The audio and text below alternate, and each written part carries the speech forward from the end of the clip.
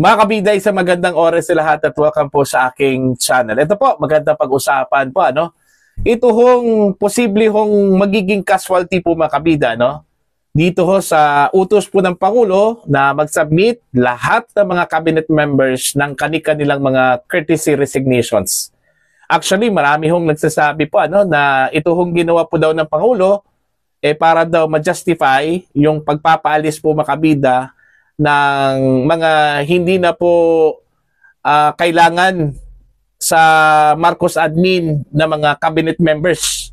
Okay? Kaysa outright na alisin ito hong mga cabinet members na ito. Ano?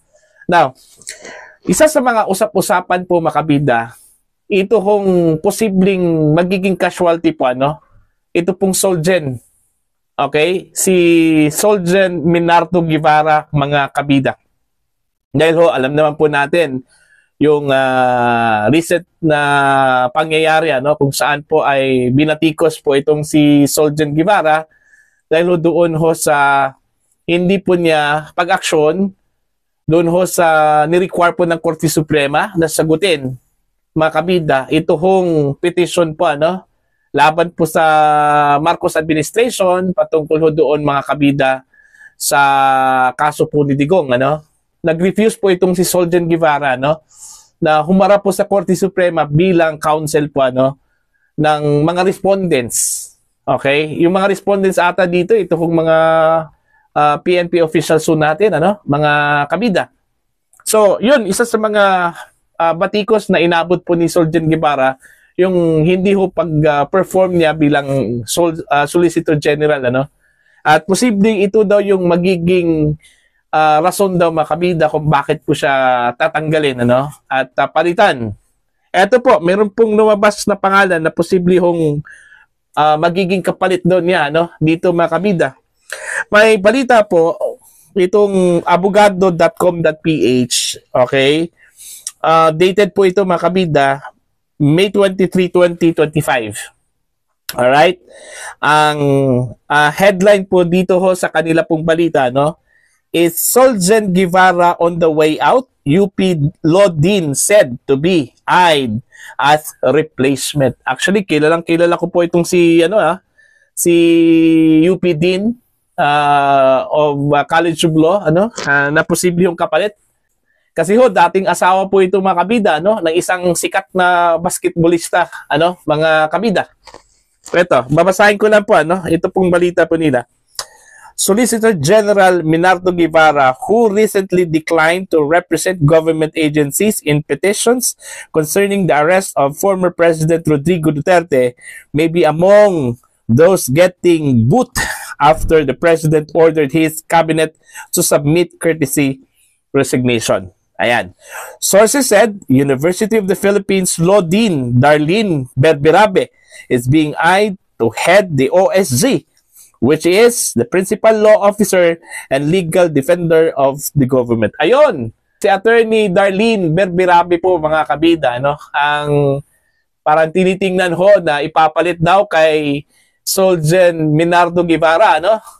Ito hong si Berberabe, aside from the former wife of Skywalker Samboy Lim, mga kabida, no? Siya po yung dating general manager, no, ng Pag-ibig Fund. Okay, isa po itong executive po, ano, ng Pag-ibig Fund po mga kabida. Ito hong si Attorney Darlene Berberabe, ano. Okay, now patuloy ho tayo. Berberabe was named UP Law Dean in November 2023.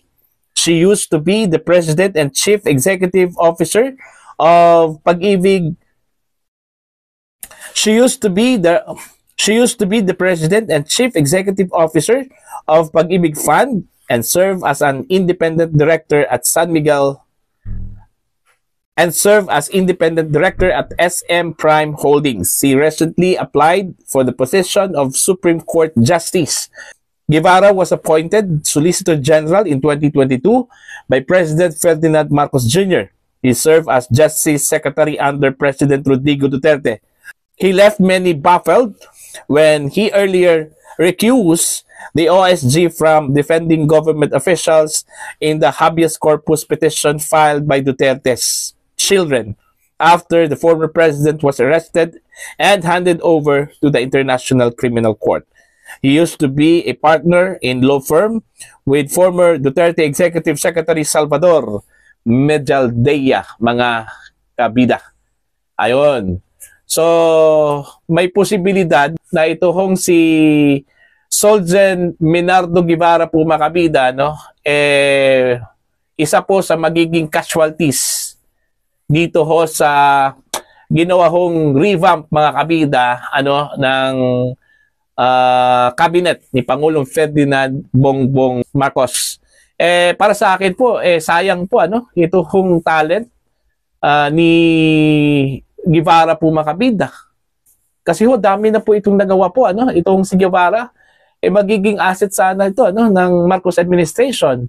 Kaya nga inabsorb po ito bilang Justice Secretary, ni Digong, ito hong si Solgen Guevara, kasi ho, napakagaling po ito. Okay? Napakagaling po, mga kabida. At ito nga, medyo nadali lang po siya dito ho sa habeas corpus petition, ng magkapatid na Duterte po, mga kabida, dahil ho, hindi ho niya nirepresent yung mga respondents po dito. Itong mga top officials po ng PNP, mga kabida, dahil ho, ang sabi po niya, kasi minimaintain pa rin nila ito hong posisyon po ng gobyerno na hindi na po sila nakikipag-coordinate po sa International Criminal Court, mga kabida.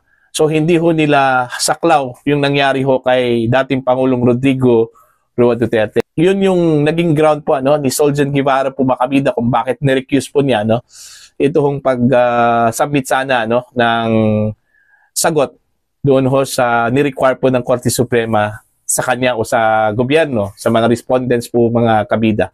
Okay? Now, siya yung nakikita ho nilang parang magiging casualty, isa sa mga magiging casualty po dito sa ginawa po ni Pangulong Ferdinand Bongbong Marcos. Kasi nga, sabi ko kanina, marami hong naniniwala ho, mga kabida, na ito hong ginawa daw ni Pangulong Marcos na pinapasubmit po niya ng anong tawag po dito? Courtesy resignations, ito hong kanyang mga cabinet secretaries para po ma-justify yung mga cabinet members na sa tingin po ng Pangulo na hindi na po pwedeng maisama po, mga kabida, sa kanyang gabinete, sa kanyang official family, mga kabida. So, titingnan na lang po natin, ang sa akin lang po, personal assessment ko lang po kay Solgen Guevara, never talaga na nakitaan po siya ng bias towards the Dutertes, Never din siyang gumawa po ng hakbang kung saan po ay naging bias din siya sa Pangulo ng Pilipinas, ng administrasyon, kung saan po siya ay nagsiserve bilang Solicitor General. Ang sa kanya lang siguro parang nagtrabaho lang talaga siya. Kung ano yung inatas po sa kanya, ginagawa po niya. Hindi ho pareho dun sa mga cabinet secretaries na naging sip-sip. Okay? Kahit na hindi na po tama yung ginagawa po, mga kabida, sinusunod pa rin, mga kabida, Okay? Ako, believe talaga ako dito kay Solgen Minardo Guevara kasi walang, walang, kumbaga, masamang tinapay, He's just doing his job, okay? Tinatrabaho lang po niya yung kanyang trabaho, okay? Kung yung ginawa po niya, mga kabida, na nag-recuse po siya, doon po sa kaso po, na doon po sa petisyon na isinampa po ng mga magkapatid na Duterte, ito hong si Baste, si Kitty, mga kabida, si Pulong, laban ho dito sa mga high-ranking officials na umaresto po sa kanyang ama, o sa kanilang ama, mga kabida. Kung yun lang yung kapalit doon po sa kanyang ginawa, kung ako po si Solgen Guevara, so be it. Wala akong problema. Basta yun yung panindigan at paniniwala po ni Solgen Guevara na ginawa po niya yun para hindi ho magiging inconsistent ang Marcos administration doon po sa kanila pong belief at sa kanilang stance, mga kabida, na hindi na po saklaw ng International Criminal Court ang Pilipinas at hindi na po sila nakikipag-coordinate sa ICC. Ayon. So yun po yung sa aking pananaw, ano, mga kabida. At kung totoo man po ito, although hindi pa po ito pinal at hindi pa po verified, ano, pero yun yung medyo haka-haka po, ano, mga kabida. Although nabalita po ito ng abogado.com.ph, mga kabida, no, pero yun nga, mag-aantay lang po tayo dun sa final decision po ng Pangulo. Dahil isa-isa na pong inassess po, mga kabida, ng Pangulo, ano, ito kung mga cabinet secretaries, kung sino-sino yung i-retain po nila, no? At kung sino yung hahayaan na pong makalis po sa cabinet, mga kabina, no? At so far, ang na-retain at hindi ho tinanggap yung resignation letter, ito hong si Lucas Bersamin, ano, yung executive secretary po, ano, ni PBBM. Meron pong bumalik, mga kabida, na mga cabinet secretaries, pero inilipat sa iba. Okay? Merong na-promote, ano, na cabinet secretary, at meron pong na-demote. Okay? Mula sa pagiging secretary at nagiging ano na lang po, ambassador. Okay? Ito hong si Enrique Manalo. Okay? Siya po yung naging DFA secretary at ngayon po ay inilipat bilang permanent ambassador or permanent representative ng Pilipinas sa United Nations po, ano, mga kabida. Iba na po yung secretary po ng Department of Foreign Affairs. Si Ralph Lecto po ay ibinalik bilang finance secretary, ano, at yung kanya hong mga economic managers retain sila lahat, mga kabida, si Balisacan, si Amina Pangandaman, ano, yun nga, itong si Ralph Lecto, ano, mga kabida. So as to the Remulyas, hindi pa natin alam kung ano yung magiging fate po nila, no? Kapalaran po nila, mga kabida, kung ibabalik ba ito hong si Boying Rimulya bilang Justice Secretary at ito hong si John Vic Rimulya bilang DILG Secretary po, mga kabida. Si Rex Gatchalian, retain po, ano, bilang Secretary ng Department of Social Welfare and Development po, mga kabida. So yan lang po, no? So far, ano po ang inyong pananaw at opinion ho dito, mga kabida? Please comment down. Sa mga hindi pa po subscribers sa akin channel, please subscribe. Just click the subscribe button, click the notification bell, click all para updated po kayo sa aking mga uploads. Maraming salamat po sa inyong lahat, mga kabida.